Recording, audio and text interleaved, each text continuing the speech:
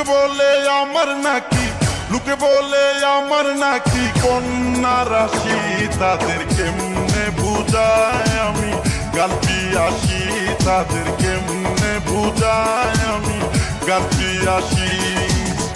আমি হইলাম গানের পাগল, আমি হইলাম গানের পাগল। একেবারেই সুন্দরভাবে গুছিয়ে কথাগুলো বলছিলেন। দেখুন, যে বিস্কিট আমরা 400 থেকে 500 টাকায় কেজি কিনে খাই, সেই বিস্কিটগুলো ও বিক্রি করছে মাত্র 140 টাকা কেজি, কোনো কোনো সময় সেটা 150 টাকা কেজি। এই 10-5 টাকার একটি ব্যবধানে সে বিক্রি করে। আর এই একই বিস্কুট আমরা বাজার থেকে ক্রয় করে খাই 400 থেকে 500 টাকায়।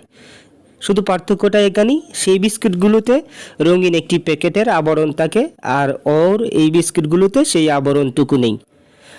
ভিউয়ার্স, পর্দায়